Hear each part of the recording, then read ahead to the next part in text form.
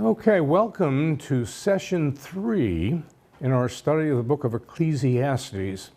And I would refer to you, we are basically dealing with chapters 4, 5, and 6 in the book of Ecclesiastes. And in Rabbi Kushner's book, we're dealing with chapters 4 and 5. You will see that in the syllabus under class number 3. Just wanted to point that out to you as we start. Now, chapters 4, 5, and 6, so that you don't get nervous here, are very short. They're the shorter chapters within the book of Ecclesiastes, and we're going to try and cover those within our session today, which, again, shouldn't be longer than the normal 45 minutes to an hour as we get into this. Also, I want to remind you that as you're reading through Rabbi Kushner's book, he uses the name Ecclesiastes for the author. I use Koheleth, which is the Hebrew alliteration for it. So don't be confused as you're reading through wondering what's going on. He simply uses the name Ecclesiastes for the author. I'm using Koheleth, which is the transliteration for the author in Hebrew. They're the same. I just want to remind you of that as we get started today. So that we can begin, let's open with prayer. Let us pray. Gracious God, we give you thanks once again for the opportunity to be together, to reflect on the words of Scripture, and to join Koheleth in trying to discover the meaning and the purpose of life, to reflect on our experiences, to think about what takes place in life, and to try to discern your will and our way in it. So to descend upon us in your Spirit and guide and direct us in this process, and enable us to gain understanding about who we are and who you are as we strive to live faithful and purpose-driven lives. We pray all of this in your holy name. Amen.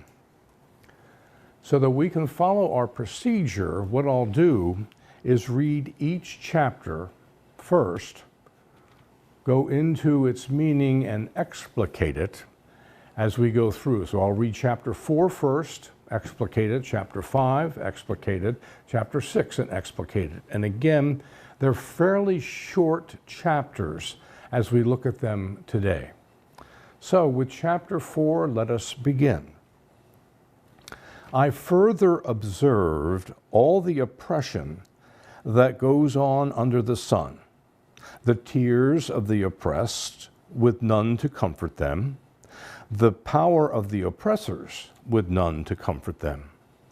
Then I accounted those who died long since before the fortunate, more fortunate than those who are still living.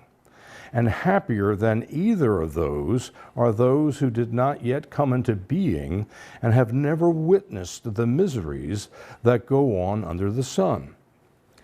I have also noted that all who labor and skillful enterprise come from men's envy of each other, another futility and pursuit of the wind. True, the fool folds his hands together and has to eat his own flesh. And no less truly, better is a handful of gratification than 2 fistfuls of labor, which is pursuit of the wind. And I have noted this further futility under the sun. The case of the man who is alone with no companion, and who has neither son nor brother, and yet he amasses wealth without limit, and his eye is never sated with riches. For whom now is he amassing it while he is denying himself enjoyment?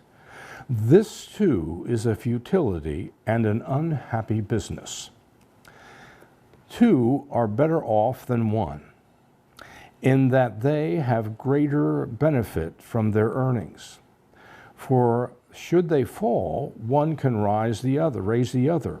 But woe betide him who is alone, who falls, and no one companion to raise him.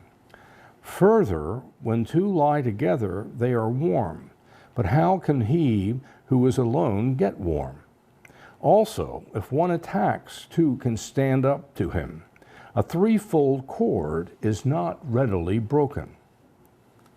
Better a poor but wise youth than an old but foolish king who no longer has the sense to heed warnings. For the former can emerge from a dungeon to become king, while the latter, even if born to kingship, can become a pauper. However, I reflected about all the living who walk under the sun with that youthful successor who steps into his place. Unnumbered are the multitude of those who preceded them, and latter generations who will not acclaim him either. That too is futile and a pursuit of the wind. Verse 17, which is the last verse of this chapter, really goes to the beginning of the next chapter.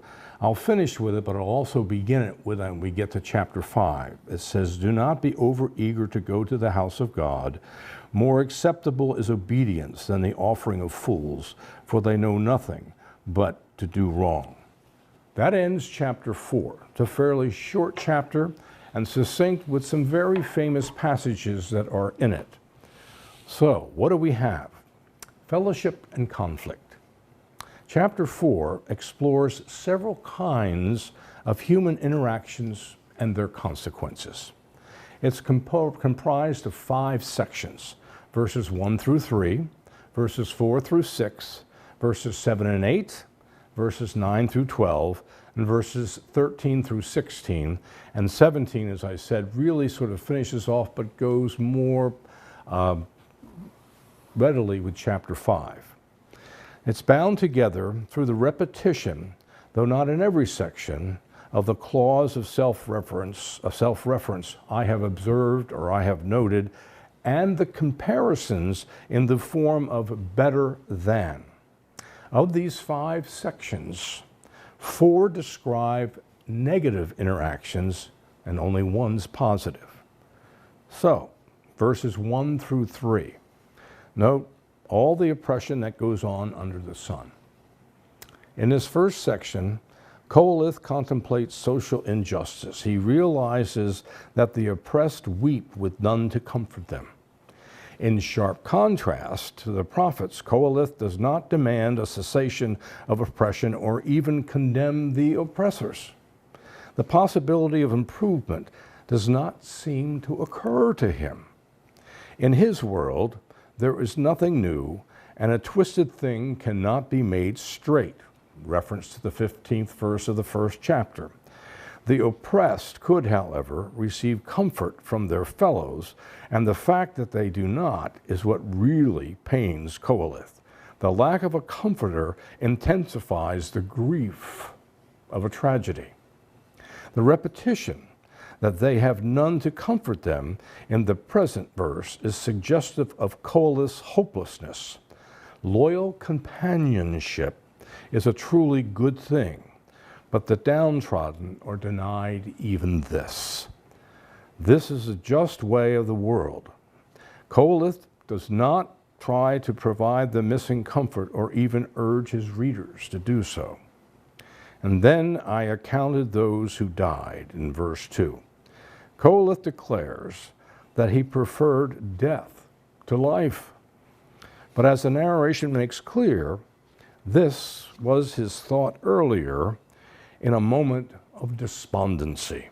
Eventually, he will come to affirm the intrinsic value of life in chapters 9 and chapter 11. Have never witnessed the miseries of life under the sun. Qoheleth seems to be most troubled by the effect of the misery of life on the onlookers, such as himself, who are dismayed at the sight of life's ugliness. Moves on to the second interaction. All labor and skillful enterprise comes from men's envy of each other in verse 4. The second negative is envy leading to futile labor. Toil is driven by envy, which according to Proverbs 14:30 is the rot of the bones. In verses 5 and 6, two proverbs in juxtaposition teach that moderate labor is better than either idleness or excessive exertions. In verse 6, gratification, literally resting of the spirit and hence inner repose or calm. This may stand for the earnings of work done in moderation as opposed to grinding, pointless toil. Better is a handful of gratification than 2 fistfuls of labor, which is the pursuit of wind. Better to receive modest income from moderate, calm labor than twice as much earned by toil and agitation. Proverbs 15:16 expresses essentially the same idea, but introduces a religious factor. Quote, "Better a little with the fear of the Lord than great wealth with confusion in it." We move on to lone man's labor in verses 7 and 8. Verse 8, to toil is always pointless, for a lone man toils thus completely, grimly, without satisfaction. It's completely ridiculous and an unhappy business because there's no one to enjoy what he hoards. The sad state of the loner is not an accidental misfortune, but a chosen condition. He conducts his affairs alone. He does not take a disciple who is a son or a companion in Torah study, who is like a brother, or a business partner, or a wife who would be a helpmate. He is by himself. For whom is he amassing wealth while he is denying himself enjoyment? He shows how futile it is to work so hard when you have no one to pass on the fruits of his labor. What in the world is the purpose of all your work? It is futile. It's one of these interesting things to know people who work so very hard all their lives and they don't seem to enjoy it all at all, and then all of a sudden when they're gone, who gets it? For what purpose? We have to stop and ask ourselves. We work like crazy, and we never stop to wonder and ask ourselves, to what end? And that's one of the things that sometimes we just need to stop and figure out why. And then we come to the companionship among men in verses 9 through 12. This is the only positive interaction. This passage responds to the preceding thoughts about the lone man. This positive interaction comes between the third and the fourth negatives. It celebrates the advantages and the rewards of companionship over against the third negative of being all alone. The companion that Koheleth has in mind is clearly another adult male, one who could help fight off an attacker. This suggests the possibility that even an unmarried, childless man with no one who could share his wealth in the present or inherit it in the future could alleviate his loneliness through fellowship. The benefits of friendship and fellowship that Koheleth lists here are rather cheerless ones, but still of real value in warding off trouble.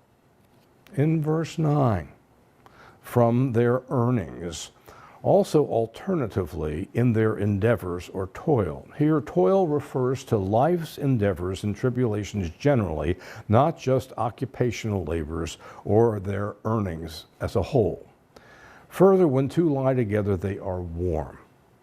Obvious meaning is that two men lying next to each other keep each other warm. The verse can also allude to a sexual embrace of a husband and wife, and oftentimes you'll see it quoted in the marriage ceremony with that connotation. And in verse 12, a threefold cord is not easily broken. The strength of companionship compared to that of a threefold cord is an image that appears to go back to the Sumerian Gilgamesh stories from early Mesopotamian literature of the late 3rd millennium BCE. Rabbinic commentary took this cord to imply the advantages and the greater strength of three persons functioning as companions. We come to the final section of this chapter, kings and their successors, in verses 13 to 16. The fourth negative interaction depicts a poor though wise youth who succeeds where an old foolish king fails, but whose achievement does not last because it was never known by many generations before him and will be forgotten by those who coming after. The anecdote illustrates the fact that wisdom is effective but fails to secure its gains. Human accomplishments are transient and will be passed on to someone else. This section has strong affinities with verses 13 to 15 in chapter 9. The main point of the story is clear. Wisdom's practical value is real, but ephemeral. The instability of accomplishment, rather than the loss of power as such, is what troubles Koheleth. As he will remind us, favor does not belong to the knowledgeable. Verse 16, for that too is absurd and pursuit of the wind, literally a herding of the wind. This comments on the entire situation described in which one ruler loses his power to the next with little rhyme or reason. Though wisdom can bring a poor man to power, he too is quickly succeeded and forgotten. This is senselessness. And so we see in this fourth chapter, we have 5 different examples of interactions between individuals, 1 positive, 4 negative, that he sees from his experiences. Question is, as we learn from it, where do we find meaning in life? Now we move to the next chapter, and we'll see that in Kushner's book, he will say this is where, in his take, you see Koheleth looking at the meaning of religion and trying religion and how one interacts with God and the spiritual, traditional way of understanding the Jewish way of participating within religious life. So we're going to start again with verse 17 of chapter 4 and move then into chapter 5. Verse 17 says, be not overeager to go to the house of God. More acceptable is obedience than the offering of fools, for they know nothing but to do wrong. Beginning chapter 5. Keep your mouth from being rash, and let not your throat be quick to bring forth speech before God. For God is in heaven, and you are on earth. That is why your words should be few. Just as dreams come with much brooding, so does foolish utterance come with much speech. When you make a vow to God, do not delay to fulfill it, for he has no pleasure in fools. What you vow, fulfill. It is better not to vow than to vow and not to fulfill. Don't let your mouth bring you into disfavor, and don't plead before the messenger that it was an error, but fear God, else God may be angered by your talk and destroy your possessions. For much dreaming leads to futility and superfluous talk. If you see in a province oppression of the poor and suppression of right and justice, don't wonder at the fact. For one high official is protected by a higher one, and both of them by still higher ones. Thus the greatest advantage in all the land is his. He controls a field that is cultivated. A lover of money has his fill of money, nor a lover of wealth his fill of income. That too is futile. As his substance increases, so do those who consume it. What then does the success of its owner amount to but feasting his eyes? A worker's sleep is sweet, whether he has much or little to eat.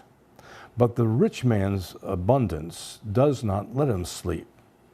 Here is a grave evil I have observed under the sun: riches hoarded by their owner to his misfortune, in that those riches are lost in some unlucky venture, and if he begets a son, he has nothing in hand. Another grave evil is this: he must depart just as he came. As he came out of his mother's womb, so he must depart at last, naked as he came. He can take nothing of his wealth to carry with him. So what good of his toiling for the wind? Besides all his days he eats in darkness, with much vexation, grief, and anger. Only this I have found is a real good, that one should eat and drink and get pleasure with all his gains he makes under the sun, during the numbered days of life that God has given him, for this is his portion. Also, whenever a man is given riches and property by God, and is also permitted by him to enjoy them and to take his portion and get pleasure for his gains, that is a gift of God. For such a man will not brood much over the days of his life, because God keeps him busy enjoying himself. That ends the 5th chapter. Now note, verses 17 through 19 is an expansion of what I said at the very first introduction of the refrain that appears throughout. And it's interesting that we're going to have to come to a conclusion or of the observation: is this the key to Coeleth's answer about the meaning of life? So let's go back and try and take apart what Coeleth's trying to get at in his observations in chapter 5, beginning with verse 17 at the end of chapter 4 and into chapter 5. Until now, Coeleth has offered mostly reflections and meditations on life and its problems. Now he begins to provide practical advice on getting along in the world, and teachings of this sort will occupy the remainder of the book. The main theme of this section is caution in making vows. The remarks about going to the temple, offering sacrifices, avoiding rash speech, and fearing God are all organized around this theme and should be interpreted in this context. Kushner, as I hinted at, will see this as Coeleth's attempt at making sense of religion. At the temple, Worshippers could vow to pay a voluntary offering to God, sometimes upon fulfillment of a prayer petition. Failure to pay one's vows would provoke God's wrath. As is usual in wisdom literature, this misdeed is condemned as foolish rather than sinful. And it's important to get the distinction. In form and content, this passage is prudential wisdom of a conventional cast. Coelith's observation, in spite of their subversive implications, never lead him to abandon prudence or religious principles. He esteems temple rituals, as shown by the fact that in chapter 9, verse 2, he lists people who offer sacrifice among other possessors of virtues. Verse 17, be not eager to go. Literally, watch your foot when you go. In other words, tread carefully. Watch how you behave. This advice pertains to all behavior in the temple, but the present context applies particularly to vows. More acceptable is obedience than the offering of fools. As the prophet Samuel said, surely obedience is better than sacrifice, compliance than the fat of rams. Obedience is better than anyone's offerings. Coelith is focusing on what fools do, intending to restrict the principle of to their offerings alone. Verse 1, chapter 5, keep your mouth from being rash before God. The phrase before God or before the Lord usually means in the temple in God's presence. Thus, the admonition refers in particular to pronouncements of vows in the temple. If you make vows in the proper forethought, you may find yourself unable to pay them. That is to say, to bring the promised offerings to the temple, to make promises that you're not able to keep. The idea of throat, or actually heart. Thoughts should be held in the heart until the right time before speaking. How many times have we spoken before we've really thought something through? He's really saying, don't be too quick to speak. God is in heaven, you are on earth. From his lofty vantage point, God can see all that happens on earth, whereas humans can barely discern the near future. So does the foolish utterance come with much speech. Literally, the voice of the fool comes with many words, accompanied with blabber. How many times has someone said, you can't be held accountable for those things you don't say? The less you say, the better off you are. And essentially, that's the advice he's giving here. Just be quiet and listen. Don't talk so much. The more you talk, the more trouble you'll get yourself in. Note, in verses 3 through 4, a near quotation of Deuteronomy chapter 23, verses 22 to 24, whereas Deuteronomy speaks of guilt, Coelith warns against folly and the damage that reneging on vows can cause a person.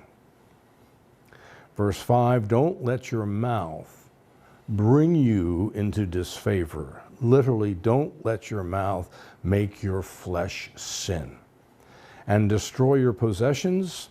One who reneges on a vow is diminishing what properly belongs to God, which is to say, to the temple. God will in turn damage the person's property, tit for tat. And verse 6, for much dreaming leads to futility, havel, and to superfluous talk. The subject in this reading is words, not dreams. Superfluous talk produces dreams and senseless things, void of substance. But fear God. Fearing God means watching what you say, the opposite of superfluous talk. And fear here means true fear, not only reverence, for Koheleth pictures a God who will lash out in anger. We move on then to oppression and greed in verses 7 through 11. This section comprises observations loosely connected by the theme of greed, what it does to a society and what it does to an individual. Don't wonder at the fact social and judicial oppression is a way of the world, and no one and nothing should be surprised at it. Koheleth never expects or demands improvements, even in the distant future. He diagnoses the illness without suggesting a remedy. For one official is protected by a higher one, and both of them by still higher ones. Sounds awfully familiar, like what's going on today. Protected literally means watching over. One official watches over another. Koheleth describes the phenomenon which afflicts all bureaucracies and frustrates attempts to get redress. In Ptolemaic times, the imperial bureaucracy, which was largely an instrument of tax gathering, became very complex and burdensome. The greatest advantage in all the land is his. He controls a field that is cultivated. Now, this verse seems to come out of nowhere and is obscure, but it seems to praise agriculture as advantageous to the country. This natural and productive way of life stands in contrast to the self-serving bureaucracy of verse 7 and the compulsive consumerism of verse 9. Think back to the beginning of our country. You had basically the Jeffersonians who lauded basically agriculture and the countryside, and then you had the Hamiltonians that talked about bureaucracy and building up essentially of the cities, and who would basically be the ones who would win out. Early on, the Jeffersonians and that idea of the agrarian life as the ideal was number one, and the Hamiltonians, the Federalists, lost. In the long run, it was the Hamiltonian vision who has won, and the Jeffersonians, the agrarian vision, lost. Here, it's saying it is the agricultural vision that is lauded as more powerful. So interesting when you look at the visions of life that are laid out as what is more virtuous than the other. Verse 9, a lover of money never has his fill of money, nor a lover of wealth his fill of income. Sort of fascinating. The appetite for wealth is insatiable. One always craves for more. Instead of loving and desiring riches, a man should be satisfied with the goods that he already owns. There's the old adage, when you ask someone who is extraordinarily wealthy, how much is enough? The answer inevitably comes back, just a little more. And you stop and you wonder, can't you just be satisfied with what you've got because you've got an awful lot? And it really is sort of fascinating to see that that is something that sort of drives people. And essentially, Qoheleth is saying a man should be satisfied with the goods, tova, that he already owns. That too is futile. That refers either to the love of money or to the fact that one who loves money is never satisfied. And in the latter case, havel means senseless or absurd. Verse 11, the rich man's abundance doesn't let him sleep. The insomnia of the rich is induced by worry about losing wealth to others who are trying to consume it. So you look at this, toil and pleasure, beginning in 5:12, and it's going to move into chapter 6. So Qoheleth describes three evils. And it's interesting, he says, an evil, I have perceived an evil. And there are three of them. A man earns wealth and loses it in 12 to 14. He leaves this world with nothing, having lived a life of miserable self-deprivation in 15 and 16. And then we'll see in a second, as we get into chapter 6, a man receives great wealth from God, but is not allowed to enjoy it. Rather, a stranger receives its benefit.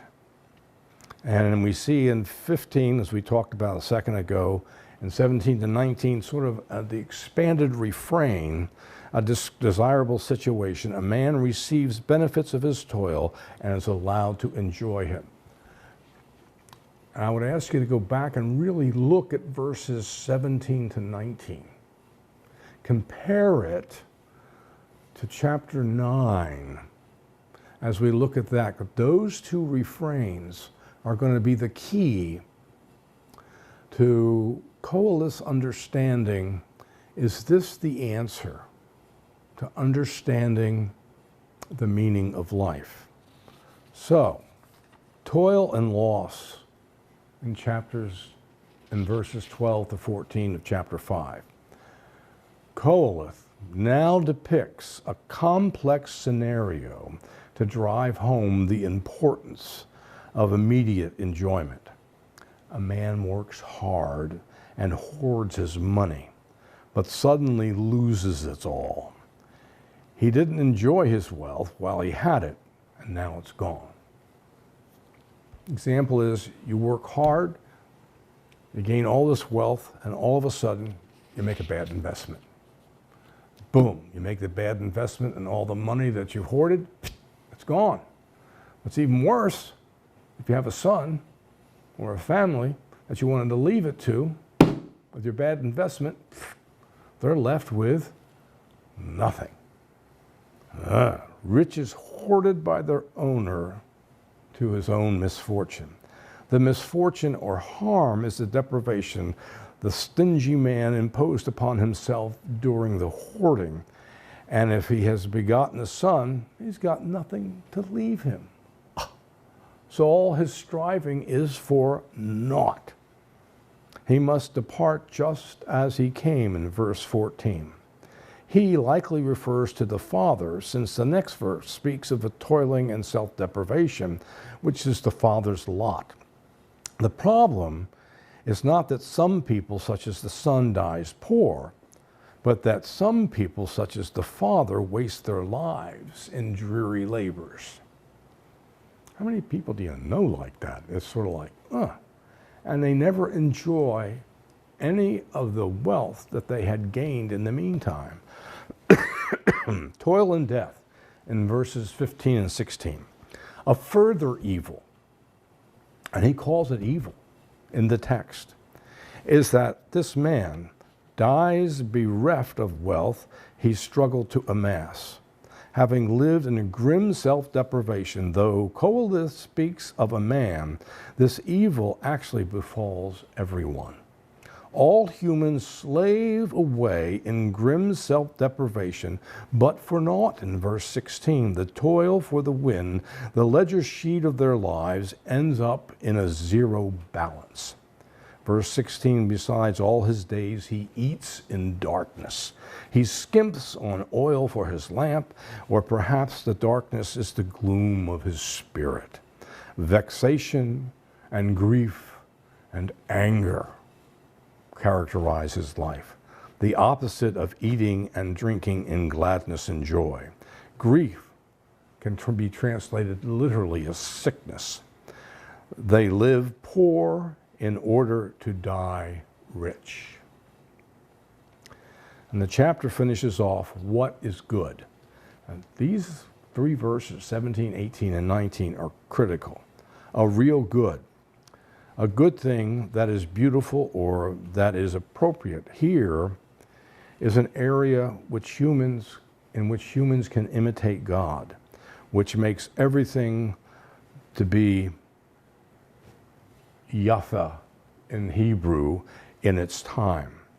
For that is a person's portion. Now, a person's portion is not what they have, not the wealth itself. For we are told that a rich man may possess wealth and yet neglect to take his portion, to use the phrase in verse 18. Rather, portion as it's used in Ecclesiastes is one's enjoyment of one's wealth. And note in verse 18, and this is critical, this enjoyment, not the wealth per se, but the enjoyment of the wealth is God's gift. God's gift is to let a man have wealth and keep it, and it is his responsibility to take his portion by savoring the pleasures available to him. The greatest benefit in pleasure is that it distracts one from vexatious thoughts. To brood on the days of one's life, it may mean either to be aware of their unhappiness or to recall their brevity. Although the distraction did not work for Koheleth, he can still recommend it to others. Now, it's sort of interesting, and this is a question to keep in mind. He's saying, this is the gift of God. This may be the one thing that gives life purpose and meaning, to enjoy the moment now with the wealth or the good fortune that you have in the moment. But is he able to do it? That's a rhetorical question I'm leaving with you now to think about as you look at this text, because he's reflecting on life and saying, what else is there at this point? That ends chapter 5. And to finish off our textual analysis for today, we'll look at chapter 6, which is a very short chapter of only 12 verses. He goes on for the third evil I have observed. As he says, beginning chapter 6, there is an evil I have observed under the sun, and a grave one it is for man, that God sometimes grants a man riches, property, and wealth, so that he does not want anything that his appetite may crave, that God does not permit him to enjoy it. Instead, a stranger will enjoy it. That is futility and a grievous ill. Even if a man should beget 100 children and live many years, no matter how many days of his years may come to, if his gullet is not sated through his wealth, I say, the stillbirth, though it has not even accorded a burial, is more fortunate than he. Though it comes into futility and departs in darkness, and its very name is covered with darkness, though it has never seen or experienced the sun, it is better off than he. Yes, even if the other lived 1,000 years twice over, but never had his fill of enjoyment. For are not both of them bound for the same place? All of a man's earning is for the sake of his mouth, and yet his gullet is not sated. What advantage, then, has the wise man over the fool? What advantage has the pauper who knows how to get on in life? Is the feasting of the eyes more important than the pursuit of desire? This, too, is futility and pursuit of the wind. Whatever happens, it was designated long ago, and it was known that it would happen. For as man, he cannot contend with what is stronger than he. Often, much talk means much futility. How does it benefit a man? Who can possibly know what is best for a man to do in life, the few days of his fleeting life? For who can tell him what the future holds for him under the sun? Here ends the 6th chapter and the last of our texts for today's session. Now, as we look at chapter 6, this passage describes an even worse scenario than the first two. There, the toiler lived a dreary existence while hoarding his wealth and lost it all in 5:12-13, or managed to hold on to his wealth and spend a joyless life in verses 14-16. Here, the beginning of chapter 6, God lets a man have everything he wants, but prevents him from enjoying it. Instead, another man who did not toil for it gets the benefit. The irony offends Coelus' sense of fairness. Even a man God favors with wealth may lose it to another. Then, if he has a son, the son inherits nothing. The reason the toiler is prevented from enjoying his wealth is not given. As exasperating as the loss of wealth to a stranger may be, it is not what defines the tragedy in this scenario. The real problem is the waste of the opportunity to have one good thing in life. Even before the loss of wealth, and even if a man has a son as an heir, and even if he lives far beyond the usual span of life, his life is wasted unless he has known pleasure. In verses 3-6, the moral is seize the moment because the next one is beyond your control. Seize the moment because the next one is beyond your control. The impossibility of satisfaction. Satisfaction, verses 7-9, is what we currently possess, should be distinguished from satisfaction of desire for what we do not have. The former is the sight of the eyes, the latter is the wandering of the soul. The first type of satisfaction is feasible and is what makes life worthwhile. The second is an illusion. Paradoxically, the very attempt to achieve satisfaction places it out of its reach. The craving for wealth is insatiable, so it makes no sense to try to amass more. Verse 7, this verse refers to the craving for possessions of all sorts, not just food alone. Verse 8, what advantage has the pauper who knows how to get on in life? In its present context, it says that a wise man who fails to enjoy wealth has no advantage over the fool. In verse 9, is the feasting of the eyes more important than the pursuit of desire? This is a typical better than proverb. The sight of the eyes is either what one sees or the experience of pleasure. The wandering of desire or soul is a yearning for something one does not possess. If we are enjoying a good meal with friends, this is the sight of the eyes, and it's good. Enjoy the moment. Enjoy those you're with. But if we start to think of other things we crave, better cuisine, or perhaps prestige or success or sex, we lose contact with the actual place and moment, and our soul departs, as it were, and it wanders off to another non-existent place. then the moment is depleted of meaning, and we have nothing. Basically, he's saying, live in and celebrate the moment. It's what you have. Don't fantasize about what you don't have. Again, it finishes off in 10 through 12. In chapter 6, it is futile to argue with God and even to speak too much. As the prophet Wittgenstein says, whereof one cannot speak, thereof he must keep silent.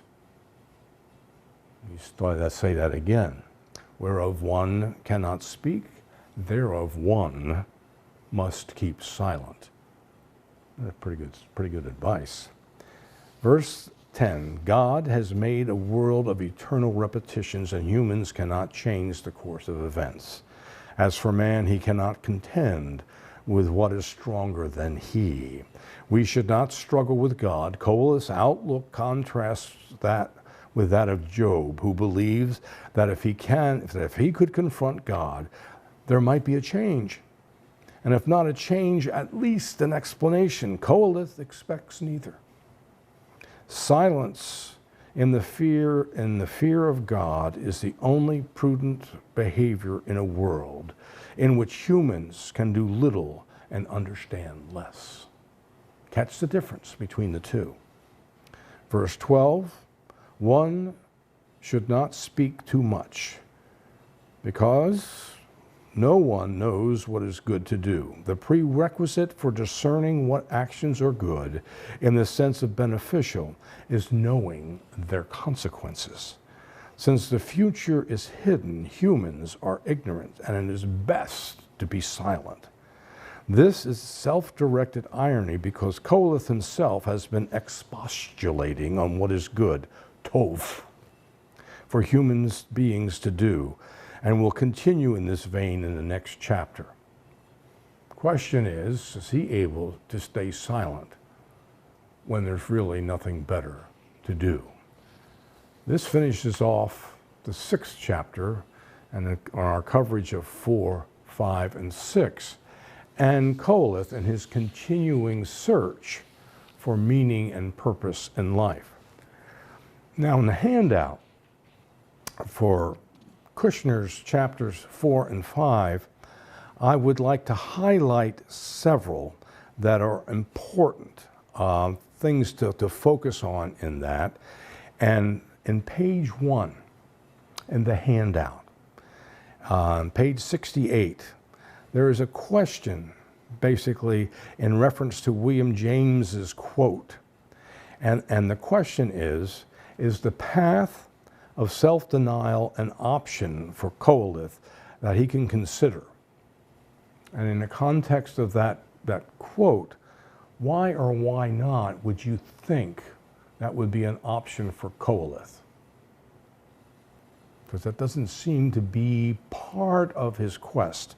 Something to think about.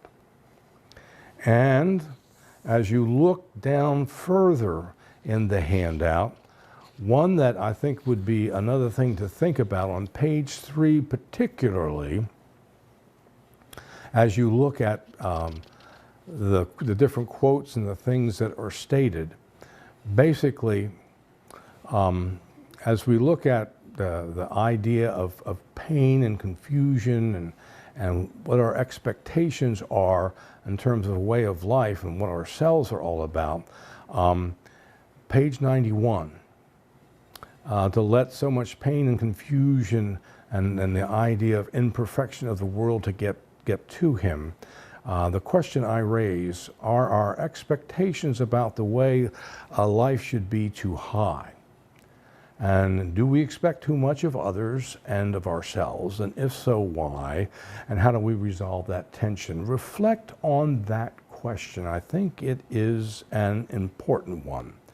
And it's a critical one as we look at that. And then goes on about the whole idea of the Talmud, that question in terms of what the Talmud says, who is wealthy and who is not, and your reaction to that, And then finally, as we go down, the whole idea of the last page in 4, the question, can we ever discover purpose in life isolated or cut off from others? Is it reasonable to live an insulated life with true meaning? I think as Kushner is trying to think about Cole's struggle and our struggle, where do we find meaning and what are the options? I think that is a critical one to look at. Look at those questions and reflect on those particularly as we gather for our Zoom meeting on Sunday. That's an awful lot that we've looked at. Those 3 chapters in Ecclesiastes and those 2 chapters in Rabbi Kushner. With all of that, let us close with prayer.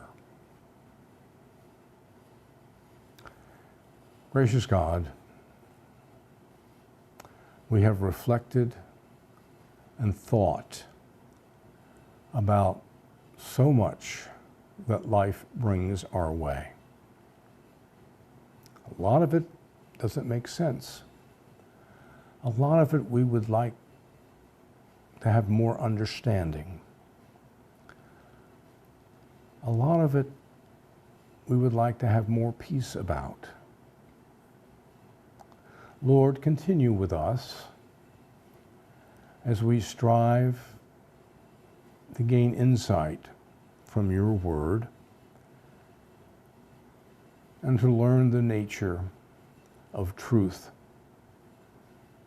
As Coleth continues to search for meaning, help us to discover and learn from his quest.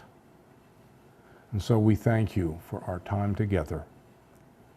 We pray in your name. Amen.